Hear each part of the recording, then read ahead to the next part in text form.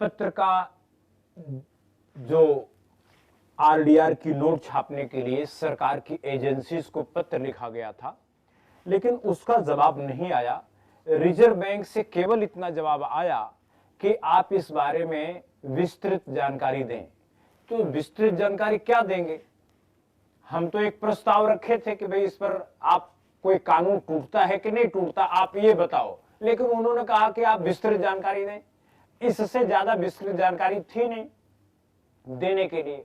तो 2 साल इंतजार किया गया, लेकिन इसी बीच एक घटना घट गई। घटना घटी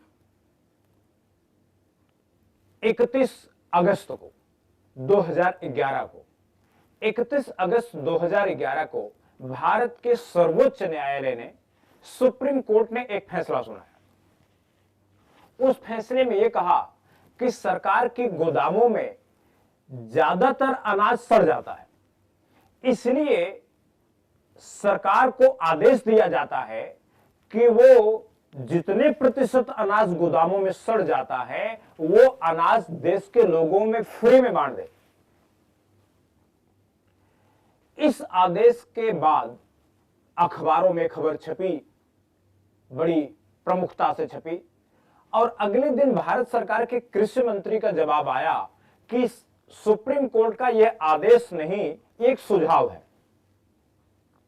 इसके बाद सुप्रीम कोर्ट का स्पष्टीकरण आया अगले दिन कि यह सुझाव नहीं है, यह विधिवत आदेश है जिसको सरकार को लागू करना होगा।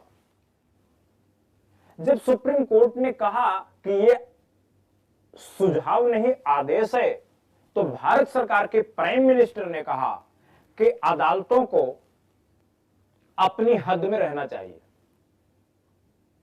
यानी प्राइम मिनिस्टर ने सुप्रीम कोर्ट को एक तरह से उनके अधिकार क्षेत्र को याद दिलाया, और सुप्रीम कोर्ट ने इसके बाद अपने दिए हुए आदेश पर अमल करने से मना कर दिया। यानी सुप्रीम कोर्ट ने चुप्पी साध ली, क्योंकि अगर सुप्रीम कोर्ट चुप्पी न साधता तो उसे आदेश का उल्लंघन करने के जुर्म में प्राइम मिनिस्टर को गिरफ्तार करने का आदेश देना पड़ता। सुप्रीम कोर्ट ने ऐसा नहीं किया। हमने यह देखा कि सरकार कहती है कि अनाज सड़ाना ठीक है।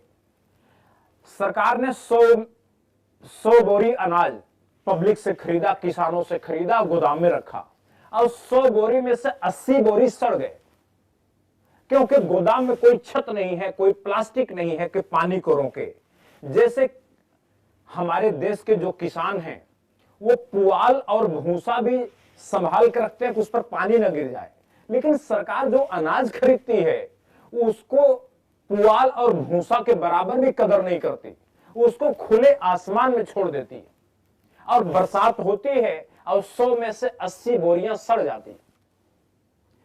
सरकार अनाज को सड़ाने को तैयार है, लेकिन गरीबों में बांटने को तैयार नहीं है। इसी को हम कहते हैं ये गरीबी नहीं है, गुलामी। यही गुलामी है। इसके विधिवत कानूनी सबूत हैं, सुप्रीम कोर्ट का आर्डर है, लिखत पढ़त में है। इसलिए यह तय हुआ कि सुप्रीम कोर्ट में एक मीटिंग बुलाई जाए। 15 सितंबर को लोकतंत्र दिवस था, डेमोक्रेसी डे 15 सितंबर को था, और भारत के सुप्रीम कोर्ट में एक छोटी सी बैठक हुई। उस बैठक में इन सारे मामलों पर चर्चा हुई। खास करके जो भारत का संविधान बन रहा था, तो उसमें अनुच्छेद 344 में लिखा गया कि जो शिक्षा में पिछड़ा होगा वो पिछड़ा माना जाएगा, और जो पिछड़ी जाति में पैदा होगा वो पिछड़ा माना जाएगा, लेकिन पैसे में जो पिछड़ा होगा उसको पिछड़ा नहीं माना जाएगा। तो भारत के संविधान में ही भेदभाव था, भारत के संविधान में ही अन्याय था। यह बात तो पहले से मालूम थी, जिस पर चर्चा हुई।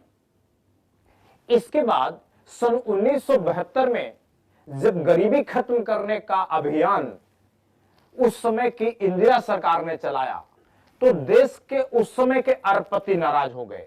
उन्होंने विदेशों से रिश्ता बना लिया, विदेश के अरबपतियों से उन्होंने एक गठबंधन बना लिया और उन्होंने सरकार के खिलाफ एक आंदोलन खड़ा कर दिया। उसके पैसा की ताकत से लोगों को भड़काया और भड़काने की बात इस कदर तक आई कि भारत में इंदिरा जी ने इमरजेंसी लगा दिया।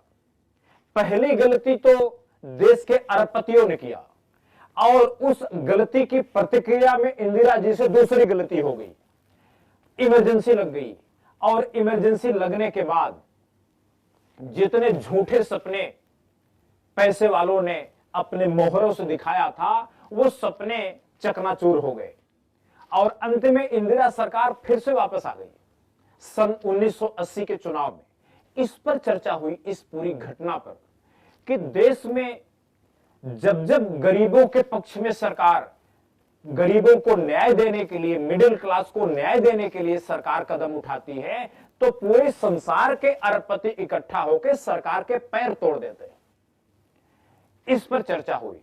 इसके बाद 2006, 2007 के दौरान जो भारत के संसद में वोटरशिप के प्रस्ताव के साथ जो बर्ताव किया गया, सारे पार्टियों के अध्यक्षों ने यह कहा कि अगर हम इस प्रस्ताव का समर्थन करते हैं तो जो अरबपति हमें चंदा देते हैं बंद कर देंगे।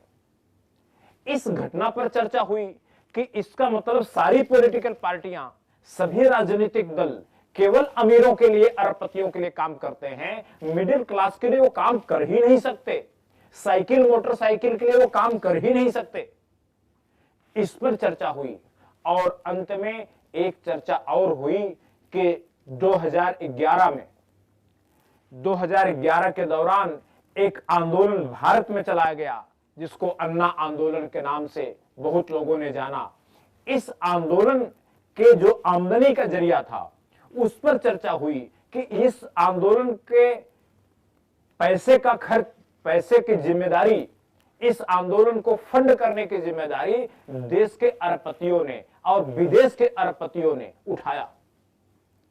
महज किस बात के लिए कि जो काम 1972 में इंदिरा सरकार कर रही थी, वही काम सन 2010 में, 2009 में जो कांग्रेस सरकार थी, कांग्रेस गठबंधन की सरकार थी, वो काम कर रही थी। यानी सन 72 में गरीबों की तरफ जब ध्यान दिया सरकार ने, तो उसके खिलाफ आंदोलन खड़ा करके सरकार का तख्ता पलट कर दिया गया। और फिर जब 2009-10 में कांग्रेस गठबंधन सरकार ने गरीबों की ओर ध्यान दिया, तो फिर वही इतिहास को दोहराया गया और कांग्रेस के खिलाफ एक बड़ा मूवमेंट, एक बड़ा आंदोलन खड़ा किया गया, जिसमें उस समय की मीडिया ने शर्म की सारी हदें तोड़ दिया। 24-24 घंटे तक एक ही समाचार देते रहे। उन्होंने देश के सारे समाचारों का बहिष्कार कर दिया, केवल एक समाचार देते रहे, क्योंकि समाचार देने का ठेका जिन लोगों ने दिया था, उन्होंने शर्त रखी थी कि हमसे पैसा लेके जब टेलीविजन चला रहे हो, जब न्यूज़पेपर छाप रहे हो, तो आप दूसरी कोई खबर नहीं देंगे। तो इस तरीके से इन सारी चीजों पर विचार करने के बाद उसी दिन तय किया गया कि सुप्रीम कोर्ट के फैसले को देखते हुए, वोटरशिप के प्रति संसद के बर्ताव को देखते हुए, सन 1974 से 76 के जेपी आंदोलन की घटना को देखते हुए और फिर अन्ना आंदोलन की घटना को देखते हुए, यह जरूरी है कि देश में और पूरी दुनिया में बड़े पैमाने पर राजनीतिक सुधार और संवैधानिक सुधार का अभियान चलना चाहिए और उस अभियान के लिए पैसे का इंतजाम होना चाहिए। और उस पैसे के इंतजाम के लिए वो जो नोट छापने का प्रस्ताव हमने भारत की एजेंसीज को भेजा है, अब उसमें विलंब नहीं करना चाहिए, उसको छापना चाहिए। इस प्रकार 15 सितंबर 2011 को नोट छापने का फैसला हुआ सुप्रीम कोर्ट में और लगभग अक्टूबर, नवंबर, दिसंबर 3 महीने बाद 1 जनवरी 2012 को यह नोट का नमूना विचार करने के लिए पब्लिक के सामने पेश किया गया।